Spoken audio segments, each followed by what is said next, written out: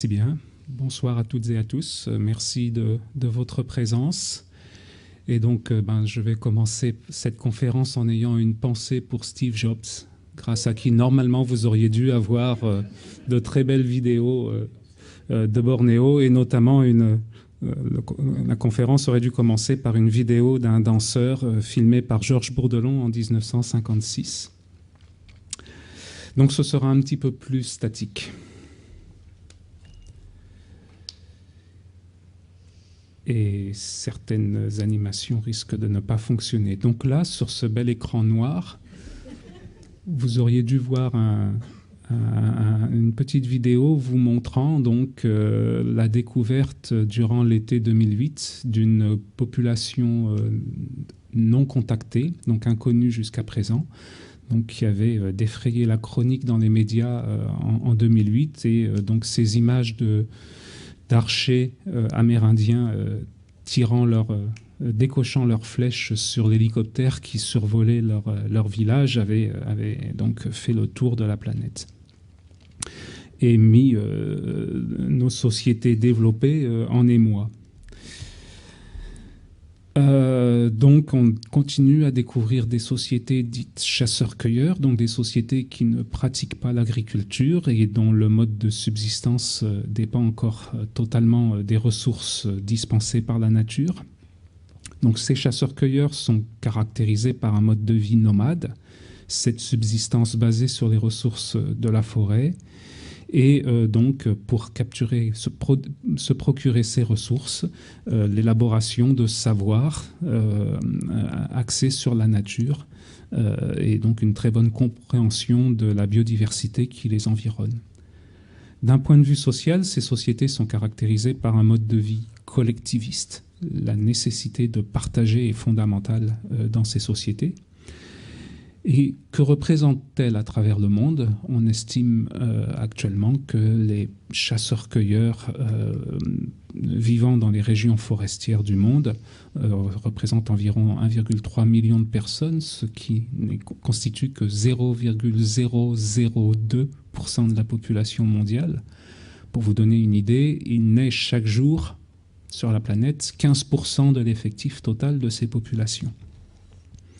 On estime qu'elles sont environ 700 000 en forêt d'Amérique du Sud, réparties sur environ 9 pays et représentant environ 186 ethnies. En Afrique centrale, ces populations qu'on caractérise généralement sous le terme de pygmées occupent environ 11 pays et représentent une douzaine d'ethnies différentes. En Asie, ces populations représentent environ 450 000 personnes, réparties sur 5 pays, mais représentant 870 ethnies différentes. Ces 870 ethnies, 93% sont présentes uniquement sur l'île de Papouasie. C'est-à-dire que sur cette petite goutte d'eau d'humanité qui se trouve sur la Papouasie, vous avez une diversité culturelle qui est 300 fois supérieure à celle de la France. Donc vous l'avez compris, ces populations chasseurs-cueilleurs sont rares, ces populations chasseurs-cueilleurs sont extrêmement diverses, et on est tenté de faire un parallèle avec la biodiversité que l'on trouve dans les forêts tropicales. Les forêts tropicales sont les milieux à plus forte biodiversité, où l'on trouve une grande rareté d'un certain nombre de plantes qui n'ont pas, enfin de ressources biologiques qui n'ont pas jusqu'à présent encore été décrites et qui sont en voie d'extinction. Il y a donc une certaine corrélation entre la répartition de la diversité biologique sur la planète et la diversité culturelle que l'on trouve au sein de ces sociétés dites chasseurs-cueilleurs. Donc ce sera comme ça, vous allez avoir beaucoup de plans noirs au fil de mon exposé parce que j'ai été très généreux en vidéo. Donc ces sociétés chasseurs-cueilleurs, elles continuent de nous faire fantasmer dès qu'on les évoque. Là, j'ai pris la page d'un site qui s'appelle terresacrée.org, donc qui se préoccupe, c'est tout à fait louable, des derniers peuples chasseurs-cueilleurs, ce qu'on appelle ces peuples premiers, qui a donné un nom malheureux de grand musée à Paris. Je n'aime pas beaucoup ce terme de peuple premier parce que il a une forte conséquence sur la façon dont on perçoit ces populations. On a le sentiment, quand on regarde ces populations, qu'on regarde notre humanité telle qu'elle était il y a 12 000 ans. On considère que ces populations sont restées bloquées à gauche sur le curseur de l'évolution de l'humanité, et que donc ces populations ne sont des fossiles de ce qu'était notre vie antérieure. On estime donc avoir un regard patrimonial à l'égard de ces populations. Ce regard patrimonial tend à faire qu'on s'estime en droit de décider de vouloir les préserver sous cloche. Il y a deux discours ambivalents vis-à-vis de ces populations. Il y a donc ce discours qui est de les fossiliser et de dire on regarde nos passés quand on regarde ces populations, elles font partie de notre patrimoine et il faut les protéger, les préserver en tant que telles dans ce passé immuable et figé où l'homme vivait en totale harmonie avec la nature. Alors, les fantasmes s'expriment à travers diverses époques. Donc là, vous avez un colon qui pose au milieu de deux individus pygmées pour montrer à quel point ces personnes sont petites. Leur petite taille a tellement fait fantasmer que un groupe de pygmées est venu en Europe à l'occasion de la première conférence universelle. Donc même dans Tintin au Congo, il y a beaucoup de fantasmes autour de cette population de petite taille. Vous auriez dû avoir une jolie petite vidéo vous montrant les pygmées dans la première version de Tarzan en 1930, où les pygmées sont présentés comme d'affreux petits cannibales cruels qui bien sûr ont envie de dévorer Jane. Donc ça, vous avez ce discours fantasmé de l'Occident, et puis vous avez en vis-à-vis le point de vue des gouvernants qui, d'une façon générale, n'aiment pas ces populations nomades. Ce sont des populations qui sont jugées comme ayant un mode de vie archaïque indécent, donc il faut éduquer, qu'il faut sédentariser, il faut arrêter de les faire vivre d'une façon quasi assimilée à un mode de vie animal. Et donc les gouvernants, quelles que soient les latitudes, quelles que soient les régions, s'efforcent avec beaucoup d'énergie à faire sortir ces populations de la forêt, toujours bien sûr pour leur bien. Une fois que ces populations sont sorties de la forêt, ces gouvernements peuvent ensuite tranquillement exploiter les ressources que ces populations ont laissées derrière elles. Donc là, c'est une image qui a été prise par Bruno Manser, un ethnologue grand défenseur des peuples de Bornéo qui a disparu en forêt de Bornéo en 2001. Et donc c'est une image un petit peu pathétique montrant un groupe de Punan ayant construit une barrière pour essayer d'arrêter l'avancée des grumiers dans ce qu'ils estiment être leur forêt et ce que le gouvernement de Malaisie estime être sa forêt. Donc deux discours ambivalent, opposé à un discours protectionniste disant il faut préserver ce patrimoine en l'état, et puis un discours de politique qui est de dire il faut arrêter, il faut amener ces gens-là à un mode de vie décent. Ces deux discours se retrouvent sur un point, c'est que dans un cas comme dans l'autre, on décide du devenir de ces populations à leur place. Alors, une petite animation devait nous faire partir de la région parisienne jusqu'à l'île de Bornéo pour vous situer sur la map monde où se trouve cette île. Alors l'île de Bornéo, vous aurez quand même quelques cartes par la suite pour vous situer un petit peu les choses. Donc cette île de Bornéo, elle est connue comme l'île des grandes rivières. C'est une île qui est étonnante par la diversité de son réseau fluvial. Toute la vie économique est tournée autour des rivières. C'est une région où on trouve encore des grands massifs forestiers préservés parce que, et la vidéo vous l'aurez montré, ce sont des régions très escarpées, très accidentées, qui posent des problèmes aux exploitants forestiers. Et c'est donc pour des raisons purement techniques que ces régions n'ont pas encore été rasées du reste de la planète. Et puis ce sont des régions où l'activité économique est très ancienne. C'est une vieille carte sur la droite qui date de l'époque de la coloniale hollandaise sur l'île de Bornéo. Et donc très tôt, les Hollandais et les Chinois se sont intéressés aux produits forestiers qui pouvaient être extraits du fond de ces forêts de Bornéo. Une des conséquences de cela, c'est que les populations dites chasseurs-cueilleurs qui vivent dans ces régions-là sont impliquées depuis très longtemps dans ces réseaux commerciaux. On a toujours tendance à penser que ces peuples chasseurs-cueilleurs ont vécu totalement déconnectés du reste du monde. Dans la région de Bornéo, c'est encore moins le cas qu'ailleurs parce que justement, ces peuples ont développé cette triste réputation de chasseurs de tête parce qu'ils étaient préposés en quelque sorte à assurer la surveillance de certains sites connus pour être particulièrement riches, par exemple en nid d'hirondelles, qui était très convoité par les Chinois, ou de sites remarquablement riches en telle ou telle ressource naturelle intéressant le commerce mondial de l'époque. Donc cette réputation de chasseurs de tête était liée au fait que ces populations avaient pour fonction de traquer, donc à travers des alliances qu'ils avaient tissées avec ces commerçants, de traquer, de veiller à ce que personne ne vienne piller ces ressources qui étaient convoitées par le commerce international. Ça, c'est pas une vidéo, donc vous allez pouvoir suivre cette animation. Ces forêts sont en péril, je ne vous apprends rien. Année internationale de la forêt pour 2011. La situation est dramatique, comme vous allez le voir sur cette animation qui va vous montrer comment les forêts ont régressé au cours du siècle écoulé. Donc là, vous avez la répartition de la forêt telle qu'elle était à travers le monde il y a 100 ans. Et donc, il y avait déjà un début d'exploitation, mais peu de forêts avaient été coupées, d'où le petit blanc au bout du curseur en bas. Et puis donc, on a l'évolution du couvert forestier au fil du siècle écoulé, jusqu'à son extension actuelle. Donc la forêt ne recouvre plus que 10% de ce qu'était sa superficie il y a 100 ans. Hop là. Excusez-moi, j'aurais aimé revenir. Voilà.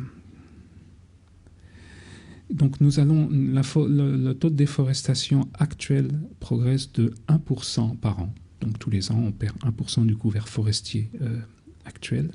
Et la déforestation, il faut le savoir, on connaît bien les bienfaits supposés de la forêt sur les écosystèmes, sur l'équilibre de l'écosystème mondial. Et quand on coupe la forêt, eh ben, elle devient notre pire ennemi.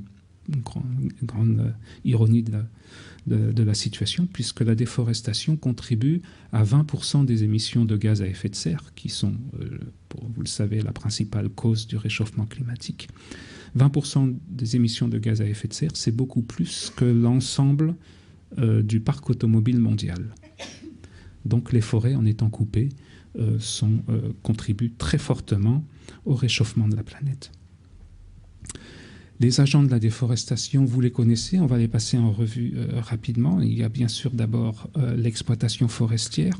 Alors la vidéo du bas, qui n'est pas animée, montre un exploitant forestier industriel classique. On a l'impression, à l'image du haut, où on voit donc un grumier qui passe devant un couple de pygmées, que les populations sont passives et totalement désarmées face à ce phénomène. Il faut savoir que dans certaines régions du monde, les populations locales participent à cette déforestation à travers la coupe illégale du bois, parce que il faut survivre, et la pauvreté étant ce qu'elle est, l'exploitation du bois, aussi illégale soit-elle, permet à bien des populations qui sont poussées sur les bords de la route à continuer à subsister. Là, vous avez une image en haut à droite d'une coupe illégale de bois en Papouasie-Nouvelle-Guinée. D'autres agents de déforestation sont l'exploitation minière. Vous avez en haut à gauche une image vous montrant l'extraction de gaz et de pétrole à travers un pipeline qui traverse le Cameroun du nord au sud. En fait, c'est du gaz et du pétrole tchadien qui est convoyé jusqu'au littoral, le Tchad n'ayant pas d'accès à la mer. L'extraction de charbon en haut à droite par une compagnie minière australienne. Les Australiens sont très présents en Asie du Sud-Est, dans les forêts d'Asie du Sud-Est. Et puis l'orpaillage, qui fait de terribles ravages. Alors, outre le fait que ça transforme les forêts en paysages totalement lunaires, le fait d'utiliser le mercure pour extraire l'or est une source de pollution qui a une incidence très forte sur la santé des populations locales qui consomment notamment les poissons, les poissons carnivores dans les rivières, avec, par le jeu de la chaîne alimentaire, une reconcentration des substances toxiques à base de mercure dans les poissons consommés par les populations riveraines. D'autres agents de déforestation, et pas des moindres, donc l'extension des plantations agro-industrielles, qui va croissant actuellement pour la production de biocarburants. Ici, ce sont des plantations de palmiers à huile qui servent à la production donc, de biocarburants. Et puis, il ne faut pas oublier la pauvreté à travers l'agriculture pionnière, donc des paysans sans terre qui viennent de régions surpeuplées et qui sont donc amenés à venir coloniser des espaces forestiers peu habités en quête de terre. Mon collègue Xavier Arnaud de Sartre vous fera une présentation la semaine prochaine sur ce phénomène particulier, notamment en forêt amazonienne. Mais c'est un phénomène important en Asie du Sud-Est et notamment en Indonésie, puisque c'est un processus qui est encadré par les autorités.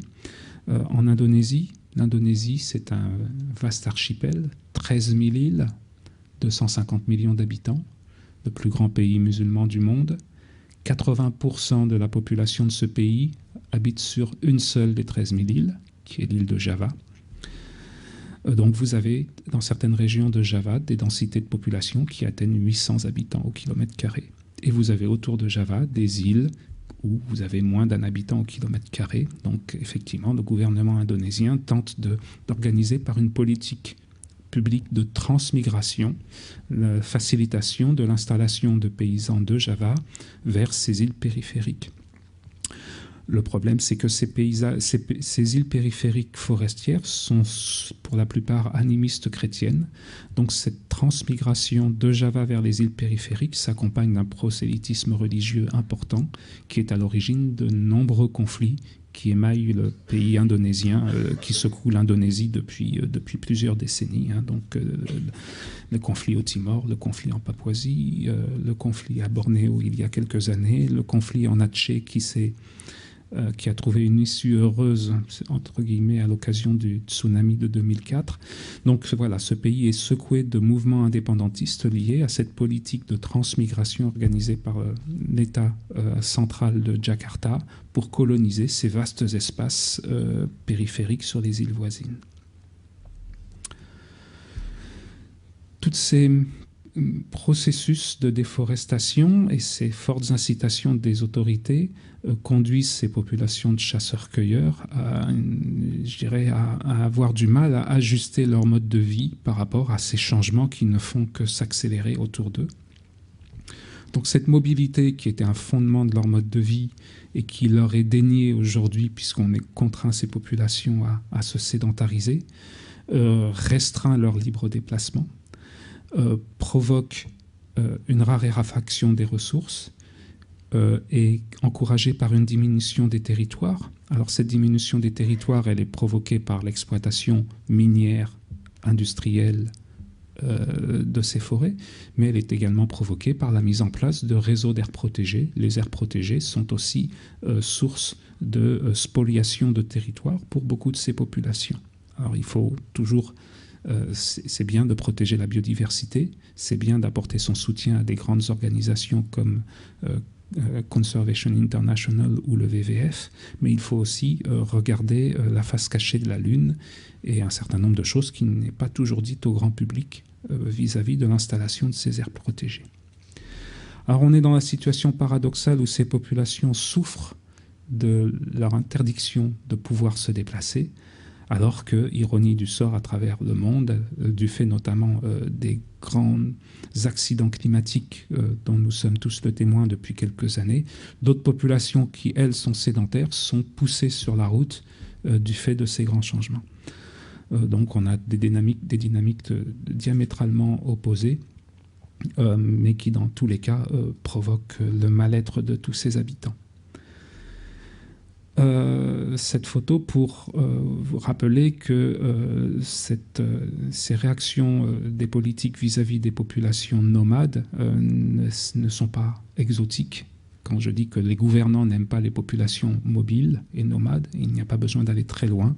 Vous avez tous en mémoire les incidents qui se sont produits avec les populations roms en France l'année passée. Donc la déforestation va galopante. Alors voici l'île de Bornéo. Cette île est partagée entre 3 États, c'est-à-dire que les 3/4 de l'île, la partie sud-sud-est, est indonésienne. Elle s'appelle Kalimantan. L'autre portion que vous avez au nord est rattachée à la Malaisie et est composée de 2 États qui sont Sarawak et j'ai un blanc. Sarawak, ça reviendra. Et puis vous avez une toute petite enclave au nord de Sarawak qui est le sultanat de Brunei, un des plus petits États de France, mais une des plus grosses fortunes du monde. Donc voilà l'état de couvert forestier de Bornéo en 1950. Et puis voilà comment il a évolué au fil des décennies écoulées.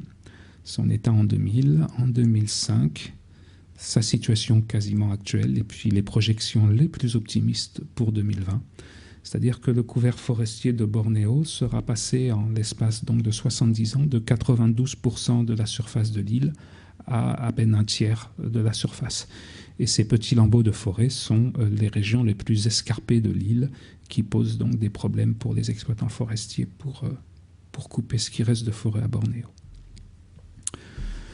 Voilà la répartition des Punan de Bornéo, dont je vais vous parler un petit peu plus dans le détail dans la suite de mon exposé.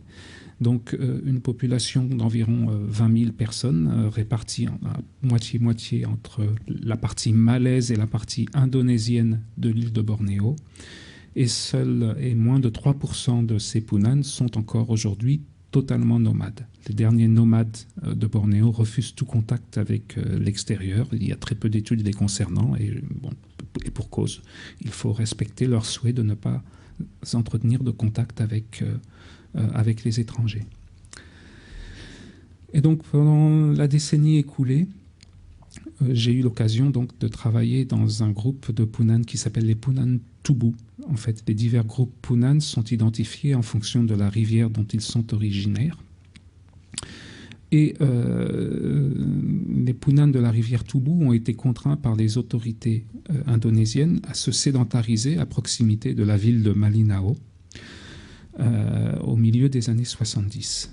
Donc ces Punan vivent en situation périurbaine, ont accès à toutes les facilités urbaines, le marché, l'école, les dispensaires, l'électricité, pas encore l'eau courante, mais on en parle. Seulement, voilà, quand on les a installés dans les années 70, c'était sur des bouts de terre qui n'intéressaient personne à proximité d'une petite ville, donc cette ville de Malinao, qui n'était composée que de quelques milliers d'habitants. Sous l'effet de la politique de décentralisation indonésienne à la fin des années 90, Malinao est une ville qui a littéralement explosé. Sa population a triplé en 4 ans. Et donc, avec une forte pression foncière qui s'est exercée sur les terres immédiates au voisinage de la ville. Et donc, les anciens propriétaires des terres sur lesquelles les Punan avaient été installés dans les années 70, terres qui n'intéressaient personne, sont devenues des terres intéressantes d'un point de vue spéculatif, puisque le village Punan s'est trouvé littéralement absorbé dans la communauté urbaine de Malinao. Et ces Punan, donc installés par les autorités il y a 35 ans, se retrouvent aujourd'hui sans terre et contraints donc de cultiver jusqu'à l'extrême des petites portions de terre, donc ce qui les oblige de recourir à des intrants phytochimiques qui ne sont bien sûr pas employés dans des conditions normales d'utilisation. En plus, ce sont souvent des produits qui sont interdits de commercialisation en France et en Europe, mais qui sont encore largement, pour leur toxicité, mais qui sont encore largement employés dans ces pays en développement. Donc vous imaginez bien que cette femme, cet enfant et ce monsieur ne sont absolument pas protégés contre les produits que ce monsieur est en train de projeter sur ces parcelles. Alors voilà, prochain cycle de conférences sur les Gaulois. Eh bien, chez les Punan, il y a encore quelques irréductibles Gaulois, des gens qui ont refusé cette injonction du gouvernement, qui ont accepté de se sédentariser, mais en restant sur la rivière, très en amont. Donc ces populations vivent dans des parties encore très enclavées, dans des régions à moins de 0,1 habitant au kilomètre carré. Ils sont dispersés dans la forêt, dans un territoire qui est grand comme la Belgique, habité de 800 personnes, pour vous donner une idée. Donc ils jouissent encore d'un accès à toutes les ressources que peuvent dispenser la forêt, mais donc ils sont totalement coupés du fait de l'enclavement des facilités que peut offrir la ville. Donc on avait un cas d'école intéressant pour un anthropologue que je suis, pour étudier donc deux groupes qui partagent la même origine, qui ont la même langue, qui ont la même culture, mais qui ont évolué en l'espace d'une génération dans des environnements écologiques, sociaux, économiques et politiques complètement différents. Et la comparaison de ces deux groupes va nous permettre en quelque sorte de voir quelle est la capacité d'adaptation de cette société face aux grands changements, face aux grands défis environnementaux à laquelle l'ensemble des peuples de la forêt sont confrontés aujourd'hui. Donc là, vous auriez dû avoir deux petites vidéos pour vous montrer comment il était difficile de se rendre en amont, de naviguer sur ces grandes rivières de Bornéo dans les années 56.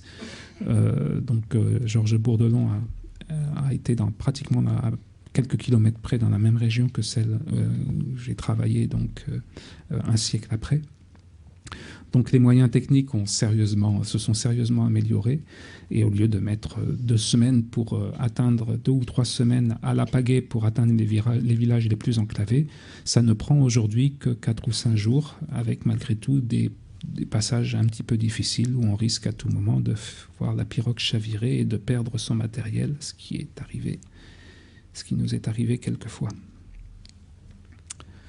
Donc ces populations, en se sédentarisant, ont adopté l'agriculture, principalement axée sur la riziculture pluviale, le riz étant devenu l'aliment de base par similitude à l'ensemble des populations d'Asie du Sud-Est.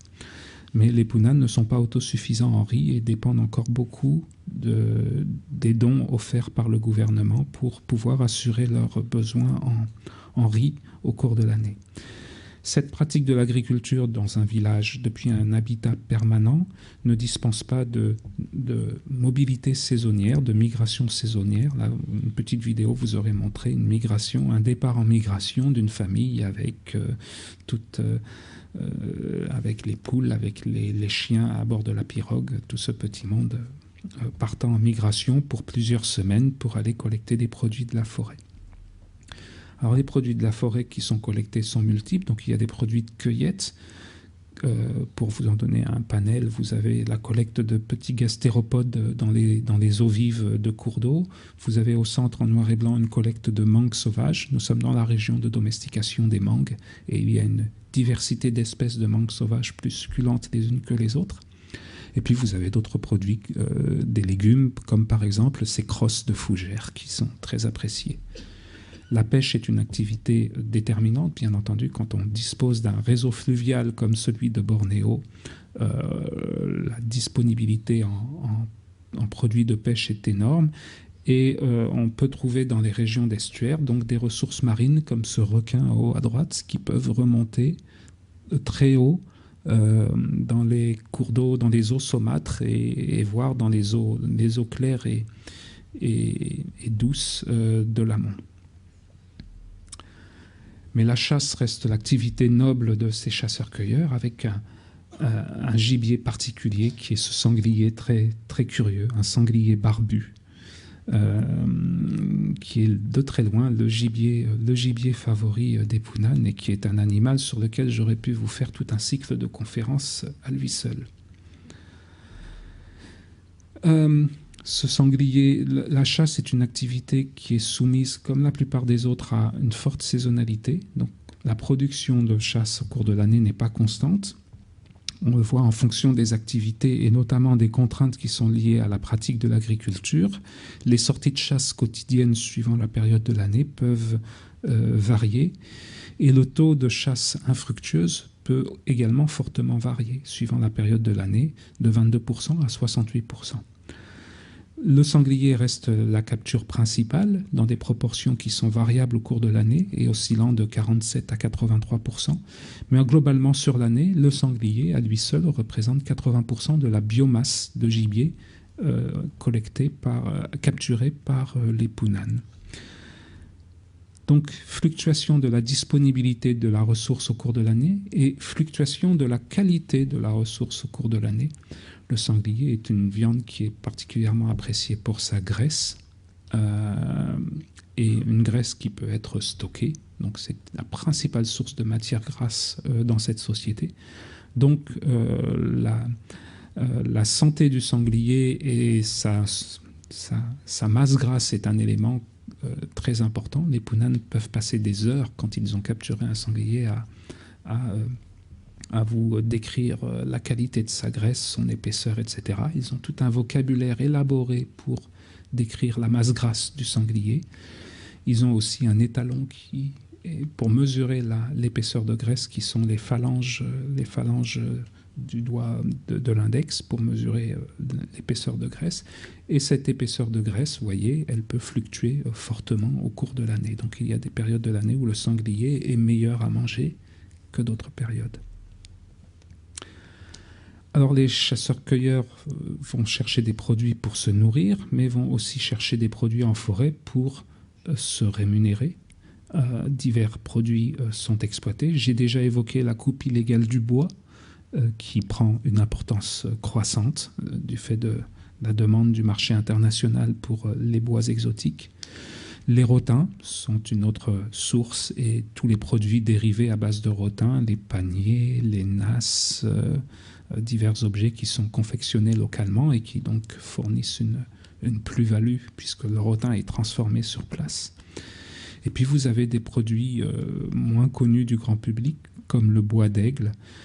C'est donc une attaque de champignons sur le cœur d'une espèce d'arbre particulier qui provoque des sécrétions qui sont très parfumées, très odoriférantes et qui sont recherchées par l'industrie de la parfumerie. Donc c'est une ressource qui se recherche au gramme et qui peut se vendre très cher. Il y a bien entendu surexploitation de cette ressource et le bois d'aigle est de plus en plus difficile à trouver. Et c'est une ressource qui ne se laisse pas domestiquer. Alors pour vous donner une idée un petit peu du paysage économique des revenus, des sources de revenus pour les punanes, donc en comparant la situation en ville avec la situation enclavée et puis une situation un petit peu intermédiaire, on voit que l'agriculture est une source de revenus faible, mais relativement constante, quel que soit l'endroit où l'on se trouve. Donc ce n'est pas de l'agriculture que l'on tire ses principaux revenus. Les produits forestiers ne sont intéressants que pour les punanes qui vivent en situation semi-enclavée. Donc c'est de faible importance pour ceux qui vivent en ville, et pour cause, parce que ces produits se font rares à proximité de la ville. C'est aussi une faible source de revenus pour ceux qui sont dans les régions les plus enclavées, parce que l'enclavement fait qu'il est difficile d'écouler ces produits et d'avoir des contacts avec les intermédiaires qui vont assurer leur commercialisation. C'est donc pour les punanes qui vivent en situation semi-enclavée, qui sont à 2 ou 3 jours de pirogue de la ville, que ce type de produit est intéressant économiquement. Et puis l'on voit, pour la partie claire, que plus on se rapproche de la ville, plus les activités non agricoles gagnent en importance dans le revenu du ménage. L'activité non agricole, donc la tenue d'un petit commerce, les emplois salariés dans les exploitations forestières, etc. Donc effectivement, les punanes qui vivent en ville ont, d'un point de vue masse de revenus, un niveau de vie supérieur, plus de 2 fois supérieur à celui des punanes qui continuent à vivre en ville, en forêt. Donc une moindre pauvreté économique, mais comme vous le verrez, la notion de pauvreté ne doit pas être vue simplement sous l'angle économique. Donc ça, c'était des petites vidéos qui auraient dû accompagner cette présentation. Alors donc nous avons effectué un certain nombre d'enquêtes pour comparer nos punanes des villes et punanes des champs, si vous me permettez l'expression, et parmi lesquelles des enquêtes sur la consommation alimentaire. Donc nous sommes allés au plus près de de la pesée des repas et afin de mesurer la ration alimentaire de façon quantifiée la plus précise possible. Et ces diverses enquêtes, dont je ne vais pas vous exposer les travaux fastidieux avec des tableaux quantitatifs qui sont difficiles à lire et un peu rébarbatifs, on va retenir l'essentiel, je dirais, des grandes idées. C'est que d'abord, on constate entre les Punan des villes et les Punan des champs, donc une dégradation des règles de partage au fur et à mesure que l'on se rapproche de la ville. La pratique du collectivisme, qui est fondamentale dans ces sociétés, régresse et cède la place à des comportements de plus en plus individualistes. On ne conçoit pas, chez les Punan de la forêt, de capturer un gibier sans qu'il y ait redistribution à l'ensemble de la communauté. La redistribution, elle est double, elle est codifiée, c'est-à-dire que dès que le chasseur rentre, il y a des pièces de gibier qui reviennent à telle ou telle personne en fonction du lien de parenté qui l'attache à cette personne. Mais tout le monde, au sein de la communauté, va avoir sa part de viande. Ensuite, ces viandes vont être préparées, cuisinées dans les diverses cuisines, et une fois que le plat sera prêt, il va y avoir à nouveau redistribution, échange de plats cuisinés entre les diverses familles. Donc c'est pour ça que je parle d'une double redistribution. Le sanglier se fait rare pour les Punan qui habitent en ville. S'ils veulent s'en procurer, ils doivent aller l'acheter sur le marché. Et le sanglier se fait rare sur les marchés puisque donc, la ville de Malinao a explosé. On a vu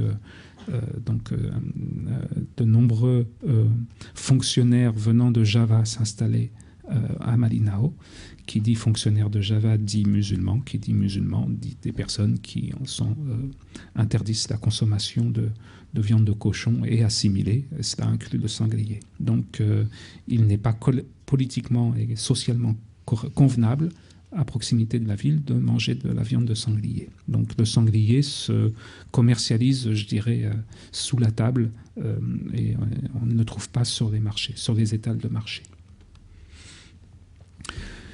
Dégradation, donc toujours des règles de partage exprimées différemment. Là, simplement pour évoquer le fait que le chien, qui est un auxiliaire de chasse indispensable pour capturer le sanglier, puisque donc, les Punan pratiquent la chasse à courre, c'est assez sportif, surtout pour l'anthropologue qui essaie de suivre. Le chien n'est pas qu'un auxiliaire de chasse, il est un membre de la famille à part entière.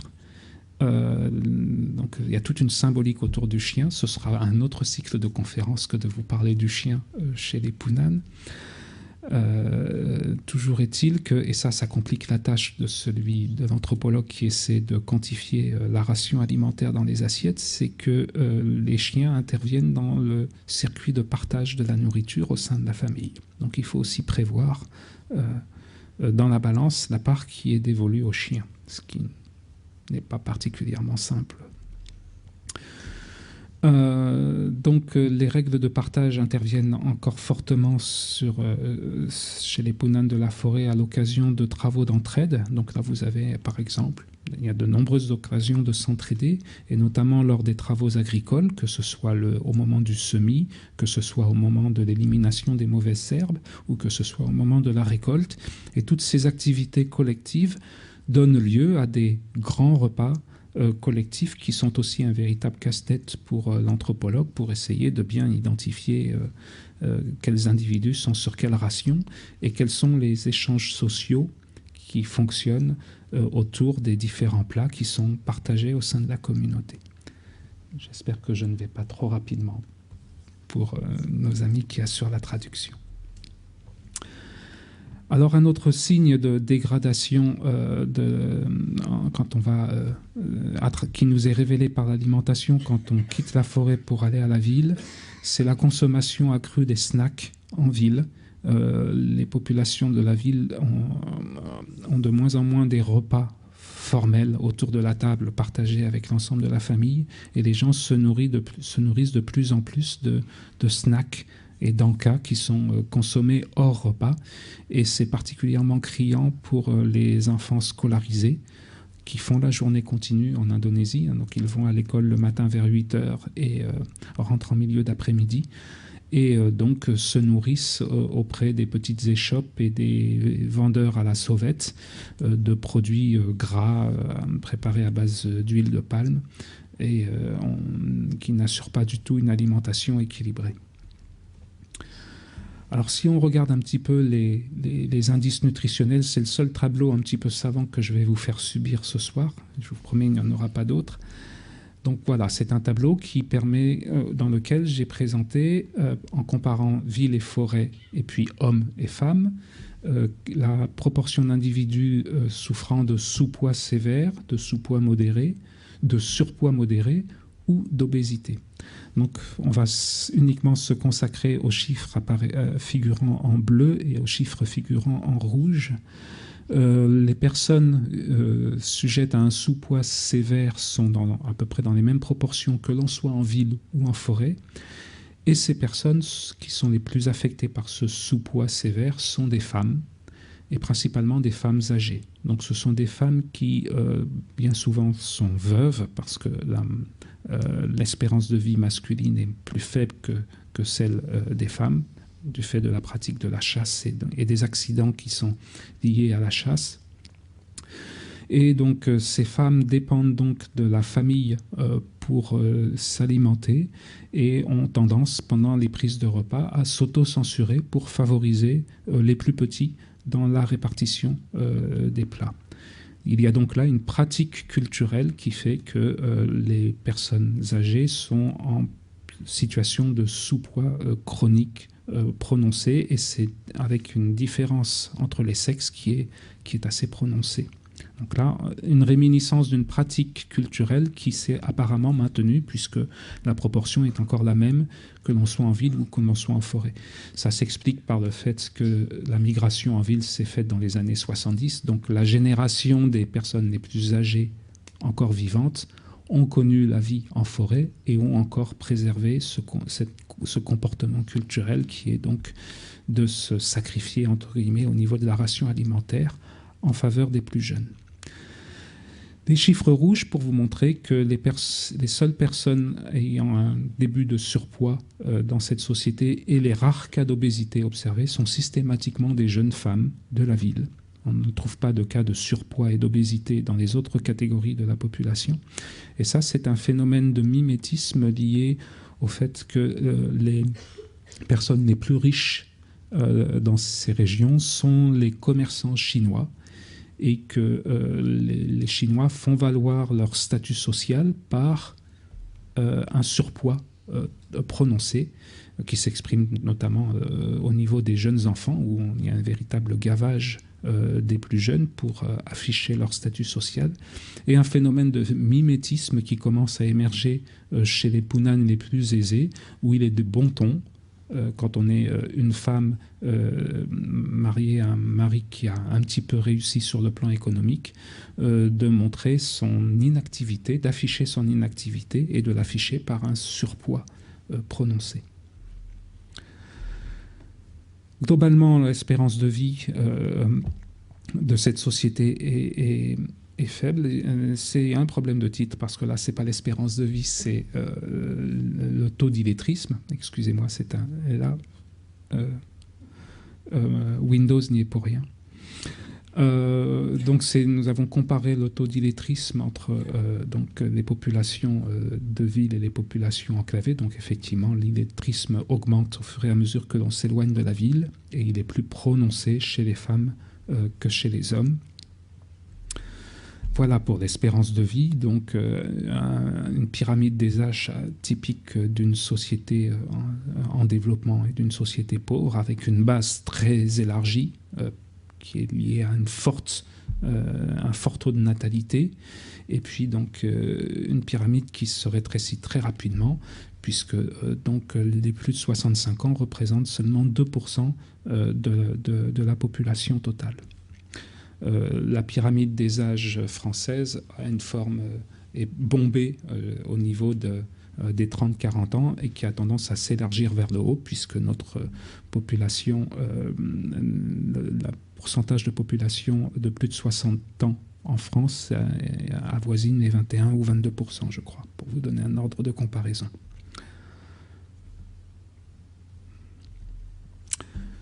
Une forte mortalité infantile qui va croissante au fur et à mesure que l'on s'éloigne de la ville et de l'accès aux soins de santé primaires et qui peut donc atteindre 36% dans les villages les plus enclavés. Donc, c'est-à-dire que si on prend cette galerie de photos d'enfants dans les villages enclavés, plus d'un tiers n'atteindra pas l'âge de 5 ans. Alors, ça c'était pour le tableau général, et puis on va essayer un petit peu de comprendre comment tout cela fonctionne et quelles sont finalement les conséquences liées à la perte de nomadisme et au passage à un mode de vie sédentaire. Le nomadisme offrait un certain nombre d'avantages que je liste ici à travers donc notamment l'alimentation et la santé. Tant que ces populations étaient nomades, elles étaient organisées en petites communautés qui étaient dispersées à l'intérieur de la forêt, dans des campements éphémères, donc très temporaires, qui garantissaient une bonne protection contre le paludisme. Le plasmodium, qui est le vecteur du paludisme, ne pouvant pas boucler son cycle du fait de cette mobilité constante des hommes à l'intérieur de la forêt. Les principales causes de migration étaient l'excès de parasites dans le campement, ou alors un décès qui provoquait donc une fuite des habitants du campement pour éviter que la cause du décès ne contamine d'autres personnes du campement.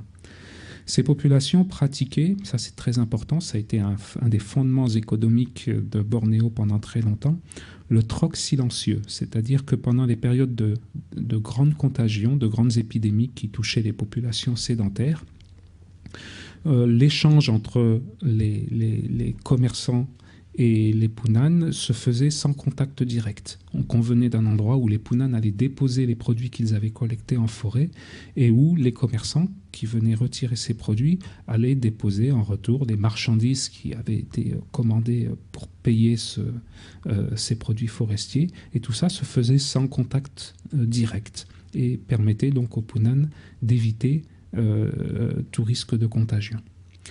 Ces populations, quand elles se déplaçaient en forêt, disposaient de peu de biens matériels pour pouvoir faciliter leur mobilité, et le nombre d'enfants vivants était relativement restreint du fait de cette forte mortalité et qui n'entravait donc pas leur mobilité. La migration permettait d'assurer une certaine sécurité alimentaire puisque la migration se faisait de zones de forêt se faisait en fonction de la répartition saisonnière des ressources forestières à l'intérieur de la forêt.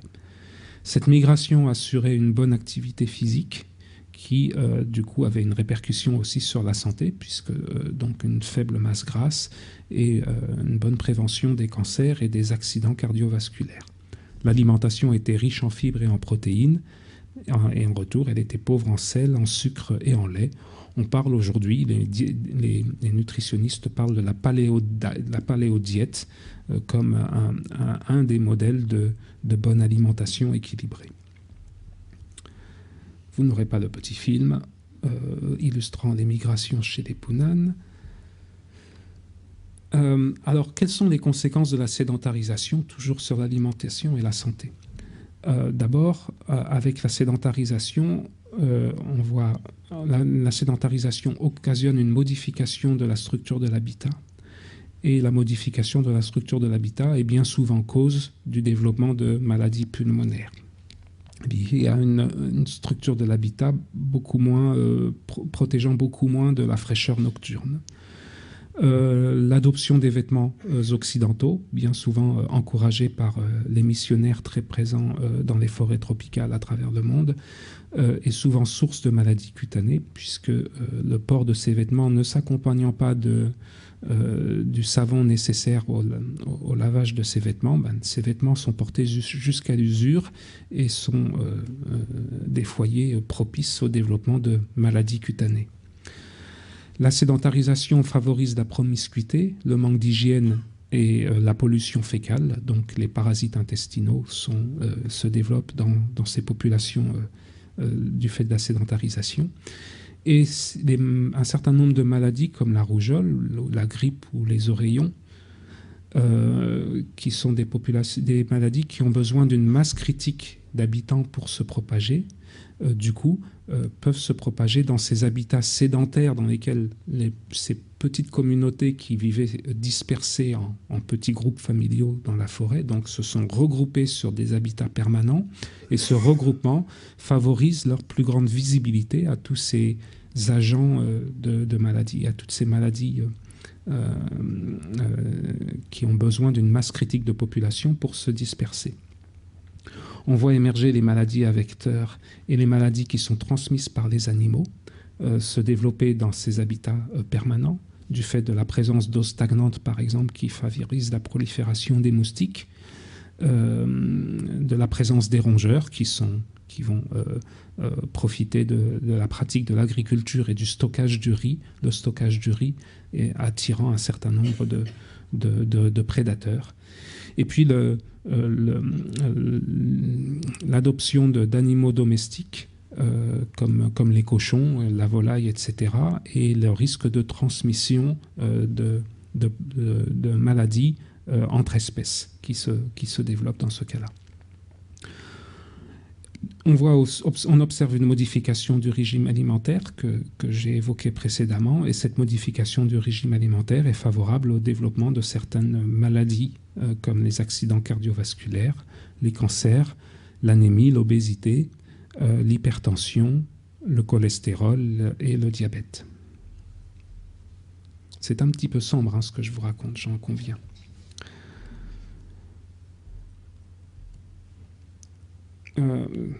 Si vous voulez en savoir un peu plus sur les conséquences donc, de la sédentarisation sur la santé, je vous renvoie à la lecture d'un document malheureusement seulement en anglais, publié par Survival International, qui s'intitule de façon très provocatrice « Le progrès peut tuer ». Et parmi différents résultats montrés dans cette publication, et qui compare par exemple les risques de décès entre populations aborigènes et non aborigènes d'Australie, vous voyez que le fait d'être aborigène vous expose à à une mortalité, à un risque de mortalité beaucoup plus élevé que chez les non-aborigènes. Finalement, le discours convenu des autorités est de dire que si l'on veut, pour justifier les actions menées pour sédentariser ces populations, et que la forêt est un milieu inhospitalier et surtout malsain. En réalité, nos travaux montrent que ce n'est pas la forêt qui est en cause du mal-être de ces chasseurs-cueilleurs, mais bien le renoncement, plus ou moins forcé, à un mode de vie nomade qui assurait une certaine hygiène de vie d'un point de vue de santé et d'un point de vue d'alimentation, et que c'est ce renoncement de ce mode de vie qui d'abord les expose de façon plus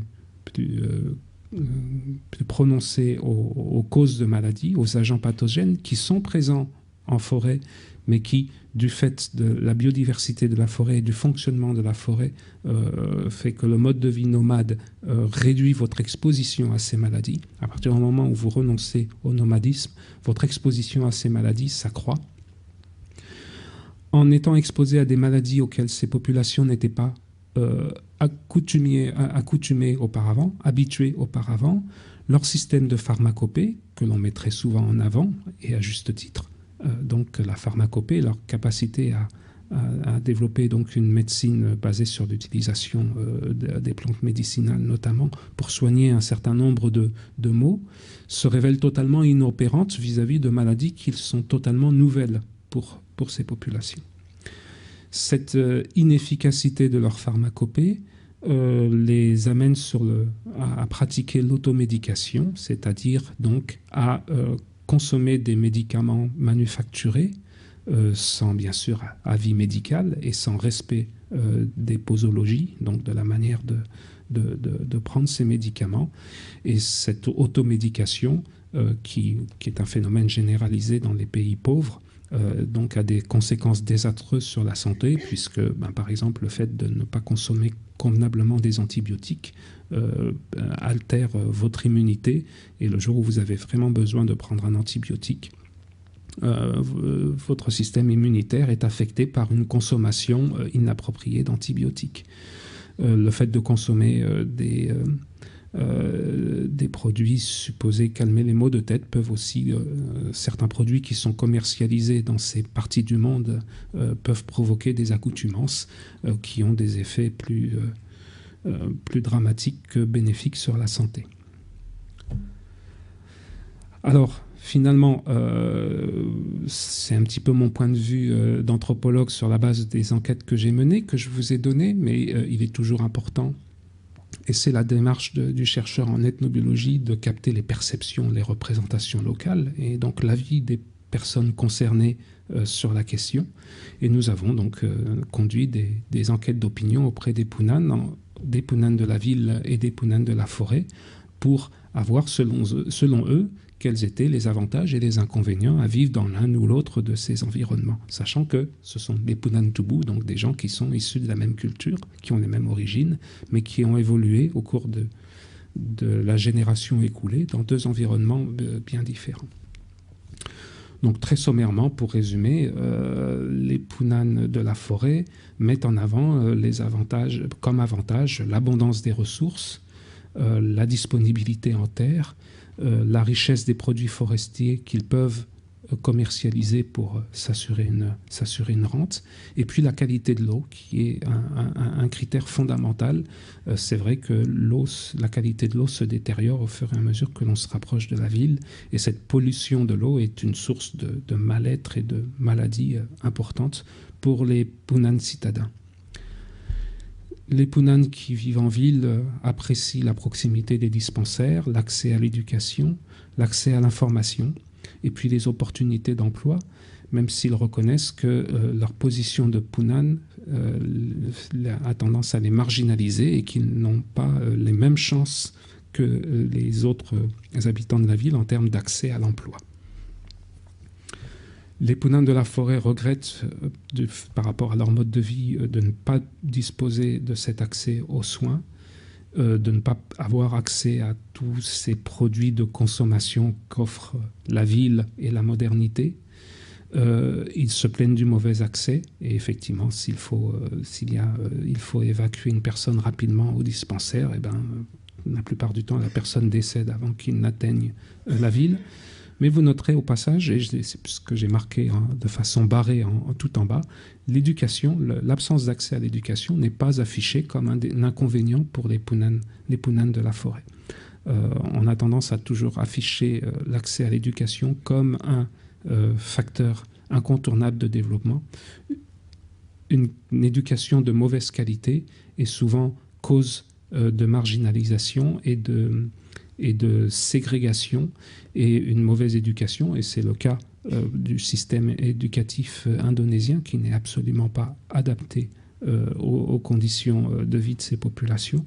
En général, les maîtres qui sont donc payés par l'État prennent la fuite au bout de 2-3 mois parce qu'ils ne supportent pas les conditions de vie en forêt, et on est dans un système d'éducation qui est totalement inadapté pour ces populations et qui provoque plus de mal qu'il ne résout de problèmes. Et les Punan de la ville mettent en avant leur sentiment d'insécurité très fort, et le développement d'un certain nombre de maux sociaux qui traduisent un mal-être, le mal-être qui les affecte dans leur vie au quotidien à la ville. Donc une société que je qualifierais de schizophrène, qui est partagée entre un désir de maintenir une certaine tradition et un certain mode de vie basé sur la disponibilité, l'accès à la forêt, une eau claire, et puis la possibilité de chasser et de manger cette viande de sanglier si appréciée, et puis son envie d'avoir sa part de modernité, cette modernité qui s'exprime bien souvent par l'acquisition des biens de consommation. Vous avez à gauche un commerçant Punan qui a fait fortune et qui est en communication avec ses fournisseurs par téléphone satellite. Et puis vous avez aussi à côté les conséquences indirectes de la modernité. Cette photo illustre la première campagne de lutte contre le sida, qui date seulement de 2004, à Bornéo. Avant cette date, le gouvernement indonésien et le gouvernement régional de Bornéo niaient la présence du sida dans cette région. Donc la modernité qui apporte aussi tout son flot de problèmes, de maladies que l'on peut résumer ici, hein, donc des problèmes de malnutrition liés à la malbouffe, vous m'excuserez l'expression, des dépressions et troubles psychologiques qui sont souvent liés au développement de l'individualisme et de la perte des règles de collectivisme qui font que bien souvent, quand on est face à un problème, on doit le gérer seul et la société Punan n'est pas organisée pour gérer seule les problèmes.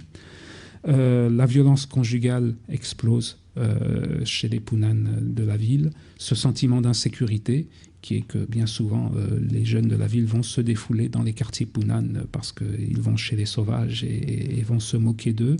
La prostitution explose avec bien sûr son lot de maladies sexuellement transmissibles qui accompagne, et puis la pollution environnementale, notamment à travers la mauvaise qualité de l'eau. Ce mal-être, il n'est pas spécifique à Bornéo. J'ai mis là 2 photos exprimant ce mal-être dans d'autres sociétés de chasseurs-cueilleurs que sont les pygmées d'Afrique centrale, et là notamment les pygmées Baka du Cameroun. Ces photos ont été prises par mon collègue Alain Froment qui est présent dans la salle, donc pour illustrer le développement de l'alcoolisme et de l'obésité dans une autre société de chasseurs-cueilleurs emblématique. Alors, nous avons essayé de faire en sorte que ce travail de recherche s'accompagne de diverses actions auprès des Punan, et notamment dans le secteur de l'alimentation et de la santé, en travaillant avec des ONG humanitaires, Médecins du Monde et plus récemment l'ONG Help Doctors. Donc c'était des petites vidéos pour vous montrer les soins de santé primaires qui ont été apportés aux Punan les plus enclavés, notamment à l'occasion d'une épidémie de rougeole qui fait des ravages chez les enfants, mais pas seulement. Les surinfections post-rougeole causent beaucoup de mortalité chez les adultes qui n'avaient pas été confrontés à la maladie étant jeunes. Des actions de formation d'agents de santé localement, et puis des campagnes de prévention pour essayer de réduire tous ces risques d'hygiène, toute cette mauvaise hygiène qui est source de morbidité importante et qui a une incidence forte sur la mortalité infantile. Donc l'hygiène au quotidien, le fait de laver les habits, le fait d'avoir une bonne hygiène dentaire en se brossant les dents, donc des petits conseils qui sont dispensés par des agents de santé qui ont été formés parmi les jeunes Punan de la ville qui nous accompagnaient sur ces missions de terrain. Mais finalement, est-ce qu'on résout bien tous les problèmes à mener ce genre d'action? Donc là, je vais me montrer un petit peu provocateur par rapport au fait que le droit d'ingérence humanitaire est quelque chose de bien d'un point de vue de notre système de pensée occidental qui est le nôtre et de la pensée judéo-chrétienne. On l'a vu, la perte de la mobilité est source de mal-être et de maladaptation. Et on peut s'interroger sur le fait que le bien-être sanitaire ou alimentaire soit une fin en soi. Dans ma démarche et dans ce que j'ai essayé de vous montrer, l'alimentation et la santé sont plutôt utilisés comme des symptômes qui révèlent la maladaptation de ces populations face à un environnement qui est changeant. Et cette maladaptation, elle n'est pas simplement, elle est écologique. Elle se traduit à travers l'alimentation et la santé, mais elle est également socio-culturelle, puisque donc elle amène à une perte des règles sociales fondées sur le collectivisme qui régissaient le bon fonctionnement de ces sociétés. Alors on peut effectivement se contenter d'intervenir sur ces symptômes, améliorer l'alimentation ou améliorer l'état sanitaire de ces populations. Mais en traitant le symptôme, on se garde bien de traiter la source de la maladie. Et en se contentant de traiter ces symptômes, on se retrouve dans un processus que je qualifierais de syndrome de Dédale, qui est qu'à chaque solution que l'on apporte, on fait venir un lot de difficultés supplémentaires, nécessitant des réponses à chaque fois plus complexes. et jusqu'à conduire à donc une déliquescence et une disparition de ces sociétés, puisque donc dans le mythe de Dédale, finalement, Dédale qui, à chaque difficulté qu'il rencontre, élaborer une solution à chaque fois un peu plus sophistiquée, qui à terme va donc provoquer la mort de son fils. On est dans une dynamique où des solutions qu'on apporte ne font que apporter des difficultés à chaque fois plus complexes. Un exemple tout simple, on améliore l'état sanitaire dans les villages, très bien, on va réduire la mortalité infantile, ce dont on ne peut que dans notre système de pensée que se féliciter. Perte de la mortalité infantile, explosion démographique, puisque dans ces sociétés, il n'y a donc pas il n'y a donc aucun accès à la contraception. Comment gère-t-on l'explosion démographique que l'on a provoquée dans ces villages, quand en l'espace de quelques années, le taux de mortalité infantile va chuter de 30 à seulement 10%. Sachant qu'on est dans des sociétés où le nombre d'enfants par femme durant sa vie, la période fertile de sa vie, est de plus de 8. Vous imaginez, si l'on maintient un taux de naissance, un taux de natalité aussi élevé lorsque le taux de mortalité infantile a été réduit, a été divisé par 3, on met la communauté dans une situation d'explosion démographique avec des pressions d'accès à la ressource qui deviennent insoutenables. Et donc, la solution que l'on a apportée en réduisant la mortalité infantile, donc encore une fois, on ne peut que se féliciter dans notre système de pensée, va avoir des conséquences en chaîne qui va être à chaque fois plus complexe à traiter. Soigner un enfant malade est quelque part beaucoup plus facile que résoudre les problèmes de pression démographique au niveau d'un village, avec les pertes d'accès à la ressource et l'impossibilité de la communauté de pouvoir assurer sa subsistance. Mais ça, on va laisser ce problème à d'autres. On aura sauvé la vie d'un enfant et c'était ça qui importait. N'est-il pas temps de se préoccuper plus d'axer notre priorité sur les causes et les agents de cette maladaptation? Oui, effectivement, on peut continuer avec l'aide de Médecins du Monde ou d'autres organisations de sauver des vies et sauver des enfants. Mais cela ne doit pas nous dédouaner de mener une action plus profonde sur les causes de déforestation, sur les contextes sociopolitiques et économiques qui sont à l'origine de ce mal-être, sur cette mondialisation qui gagne ces régions et dont les Punan sont demandeurs, c'est-à-dire qu'il ne faut pas les protéger contre la mondialisation. Ces populations veulent avoir leur part de modernité, qui est tout à fait légitime, mais cet accès à la modernité a un coût écologique, un coût social, dont elles ont bien du mal à mesurer l'importance. Le changement climatique qui vient se greffer là-dessus, notamment avec donc la déforestation massive et les modifications du climat qui vont affecter la disponibilité des ressources dans ces régions. Finalement, on se retrouve sur des problèmes. Je vous ai emmené de l'autre côté de la planète pour vous emmener dans des populations qui ont un mode de vie qui est très exotique pour nous, mais finalement, quand on regarde de plus près quels sont les problèmes auxquels ces populations sont confrontées, eh bien, l'amélioration de leur bien-être passe effectivement par un accès à une éducation qui soit adaptée à leur mode de vie et puis surtout qui soit désirée. On ne peut pas imposer un mode d'éducation à une population qui n'en a que faire et qui ne souhaite pas disposer de ce mode d'éducation. L'éducation comme porte d'entrée obligatoire au développement et à l'emploi reste encore une vue de l'esprit dans notre système éducatif, mais qui n'est totalement pas pertinente dans le contexte Punan. L'égalité des chances dans la recherche d'emploi, quand on a formé des Punan, quand une famille s'est saignée pour qu'un jeune Punan réussisse à atteindre le niveau de l'université, ce jeune Punan, il va porter son identité Punan sur son front et sera toujours pénalisé dans ses chances d'accéder à l'emploi.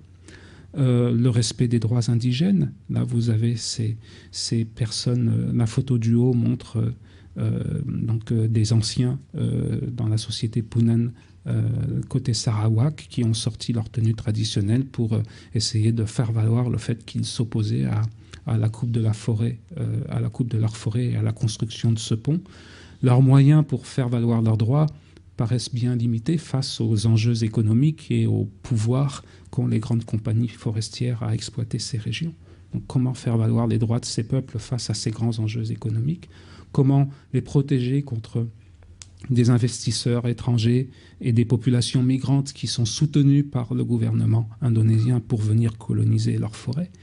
Finalement, donc on est confronté à un problème de justice sociale, et ces questions de justice sociale n'ont rien d'exhaustif. On y est confronté tous les jours, et vous y serez à nouveau confronté quand vous quitterez cet amphithéâtre. Voilà, j'arrive au terme de mon exposé qui a commencé plus tard que prévu. J'espère qu'on aura encore un peu de temps pour quelques questions.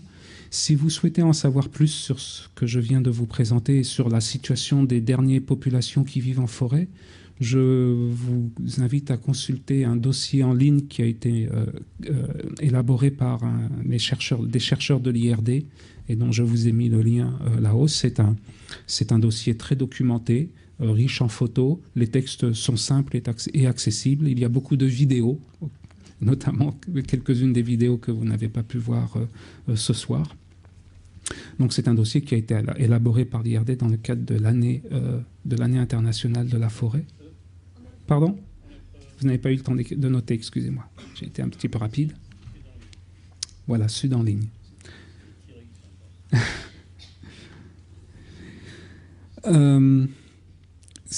Là, je vous ai donné un discours de la position, le regard du chercheur sur ces questions. Mais il y a un rendez-vous qui se prépare au mois de mai 2012, qui se tiendra à Montpellier et que j'ai le plaisir d'organiser. Un rendez-vous qui est le Congrès international d'ethnobiologie qui se tiendra du 20 au 25 mai et qui sera l'occasion, donc là vous n'avez pas la petite vidéo vous présentant la bande-annonce du congrès. Si vous tapez congrès d'ethnobiologie dans Google, vous y arriverez. La particularité de ce congrès, c'est qu'il bénéficiera d'une participation massive, importante, nombreuse et active de représentants de peuples autochtones et de communautés locales venant des 4 coins du monde, de toutes les latitudes. Et ce congrès se tiendra 2 semaines avant le second sommet de la Terre, donc Rio plus 20, et sera l'occasion pour tous ces représentants de peuples autochtones d'élaborer une déclaration qui pourra être portée à Rio. Donc c'est un congrès où l'ensemble des chercheurs en ethnobiologie travaillant sur les savoirs, les savoir-faire, les pratiques locales sur la nature se retrouveront, pourront échanger avec les représentants de ces communautés. Et on a prévu une multitude d'échanges, de points de rencontre sous toutes sortes de formats, des tables rondes, des conférences, des spectacles, des performances théâtrales, des projets pédagogiques qui seront réalisés par des enfants, par des classes depuis le primaire jusqu'au lycée de la région Languedoc-Roussillon avec des écoles de pays du Sud. Et puis donc une multitude d'occasions de rencontres entre le grand public et ces représentants de peuples autochtones et de communautés locales qui viendront témoigner de difficultés qu'ils rencontrent à vivre dans un monde en plein changement. Donc c'est un rendez-vous également pour le grand public que je vous invite à ne pas manquer.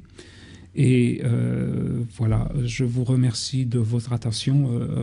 J'aime beaucoup cette aquarelle qui montre que l'état de notre planète, que le temps se gâte au niveau de notre planète, c'est que donc ces populations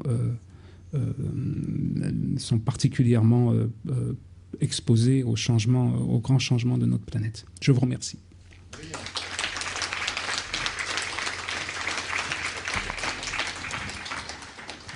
Merci Edmond pour l'ensemble de votre travail. Je crois qu'on a assisté à une présentation très émouvante et qui nous interroge tous, j'imagine. Alors, je prends une première question dans la salle. Monsieur ?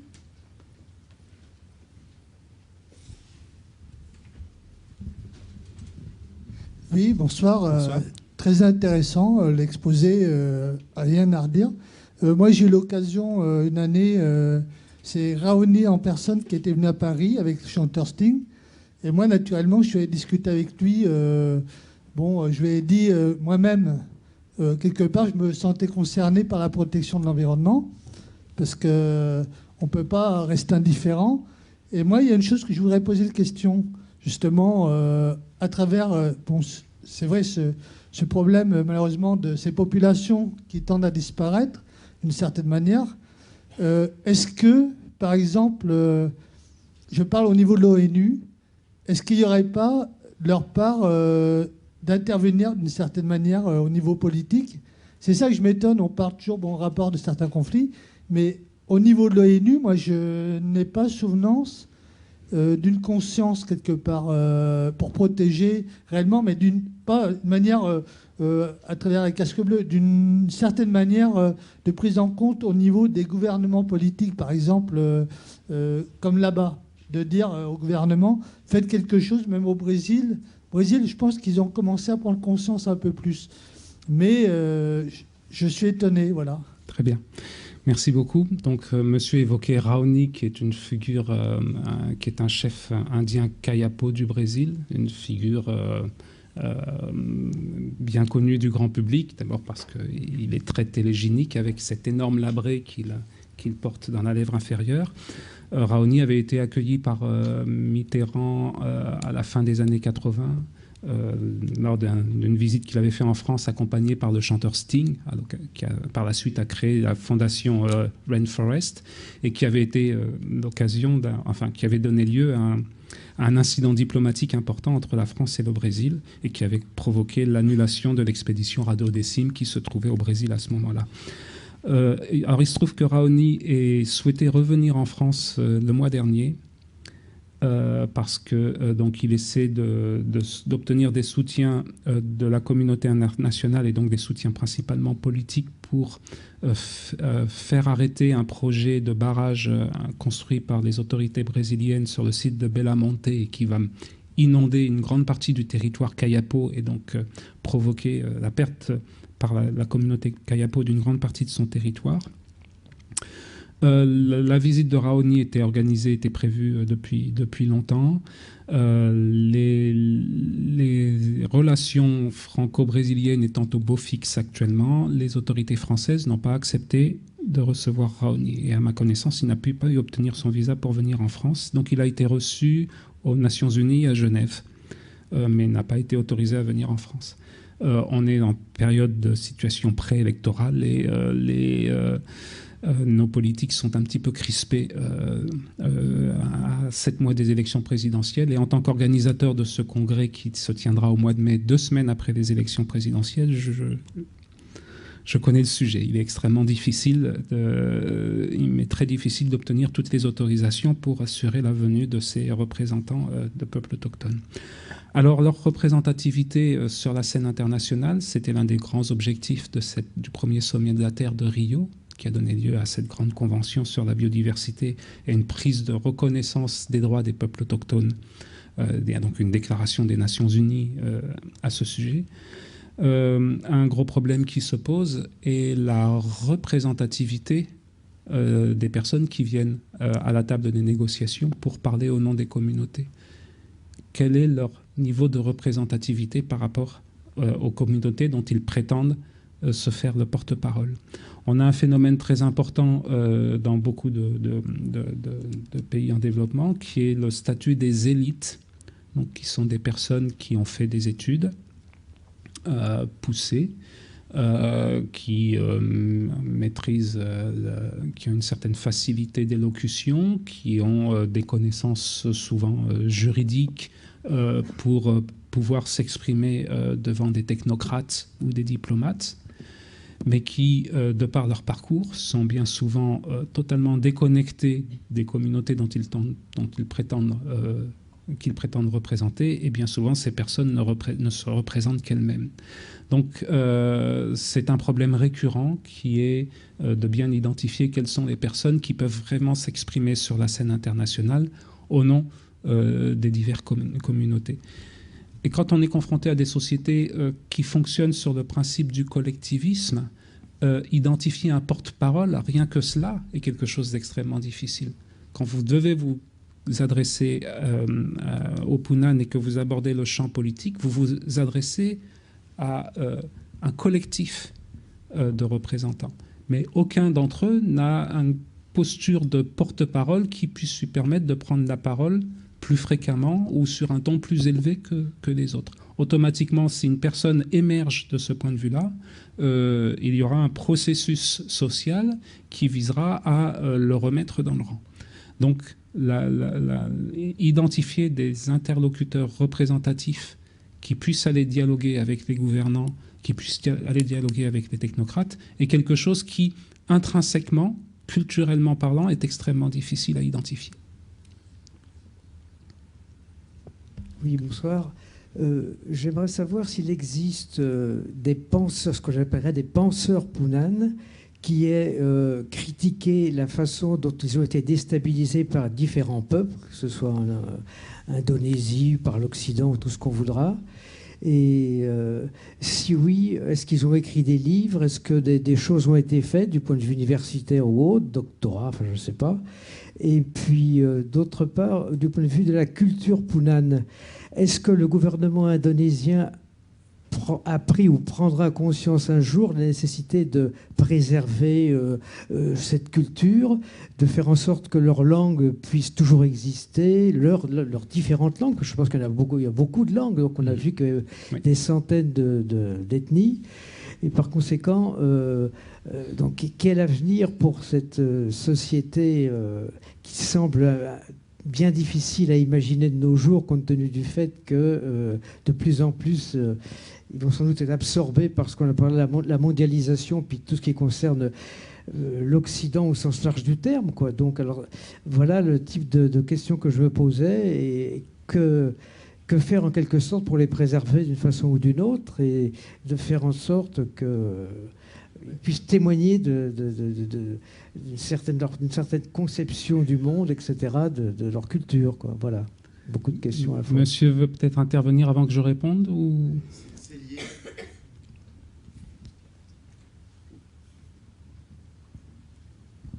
Merci. Paul Arnaud, j'ai été étonné, monsieur. Vous avez parlé, brillamment d'ailleurs, de l'Amérique du Sud, vous avez parlé de l'Afrique, d'ethnie, toujours, de chasseurs-cueilleurs, Amérique du Sud, Asie, Afrique. Vous n'avez pas parlé de l'Australie. Or, il y a une nouvelle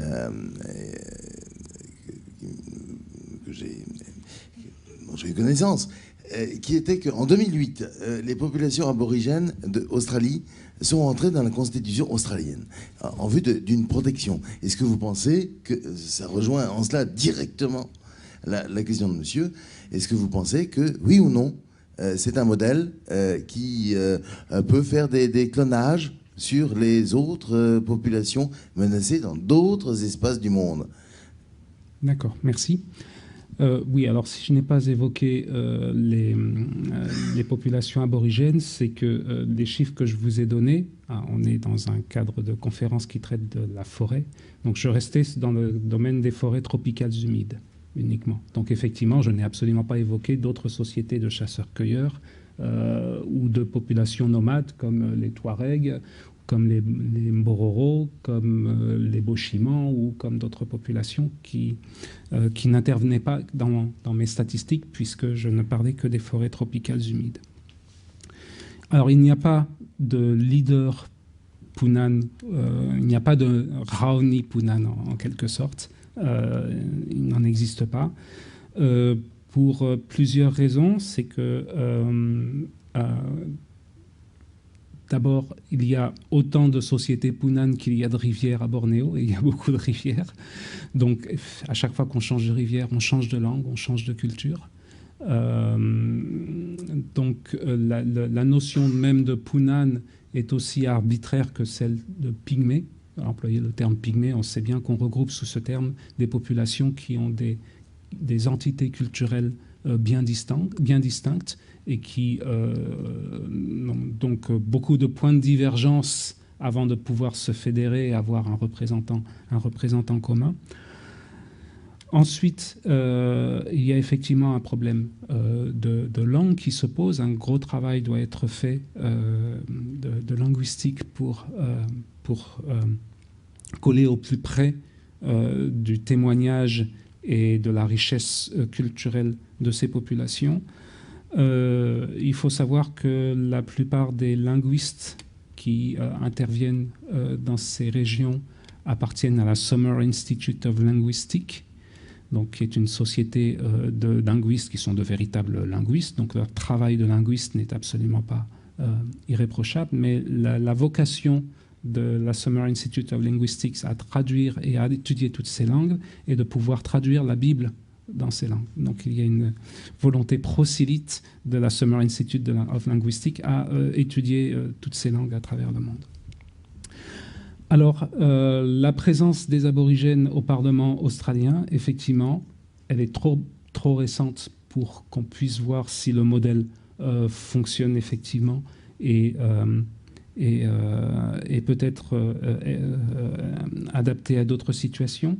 Il y a quand même une situation particulière à l'Australie, que l'Australie partage avec l'Amérique latine, mais qu'elle ne partage pas avec l'Asie du Sud-Est et l'Afrique. C'est que les non-aborigènes ne sont pas des populations natives d'Australie à l'origine. Donc ce sont des populations qui ont colonisé un territoire qui était occupé par les Australiens. Donc là, on a une notion de statut d'indigène et d'autochtonie qui se justifie par rapport à une population qui n'est pas originaire du pays et qui est venue coloniser. La notion de peuple autochtone ou de peuple indigène, si elle s'est développée dans ces pays, c'est justement du fait de ce contexte historique-là. Ce contexte historique ne fonctionne pas sur toute l'Afrique et en Asie du Sud-Est. Parce que les populations non chasseurs-cueilleurs sont tout autant indigènes, sont tout autant autochtones que ces populations que du coup on est obligé de qualifier de minoritaires parce que le terme d'indigène ou d'autochtone ne convient pas. Donc on n'est plus dans un rapport de population qui peut faire valoir une antériorité sur la terre pour justifier sa présence dans ces instances.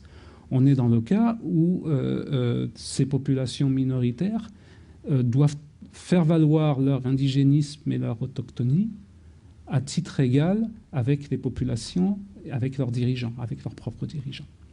Donc le système australien, à mon avis, peut être exportable en Amérique du Sud, mais certainement pas dans les autres régions du monde que j'ai évoquées. Alors, une question, monsieur qui est malentendant. Oui.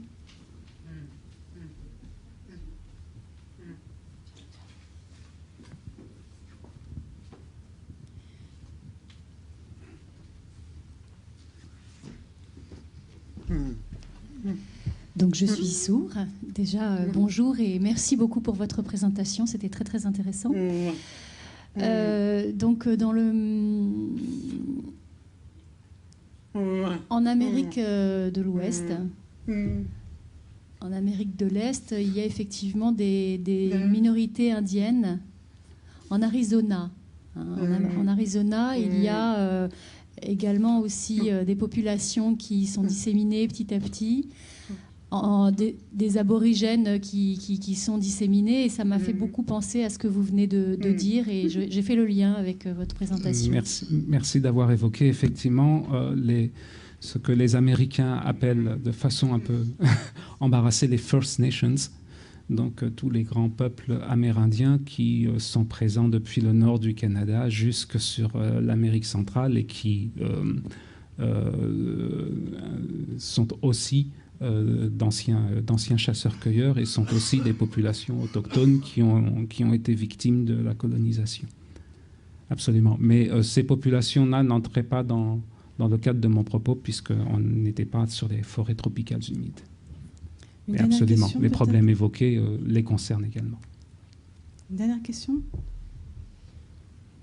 Non, eh bien, il nous reste à vous remercier, Edmond Dounias, ainsi que Laetitia et Sandra, qui ont assuré la traduction en langue des signes. Bien.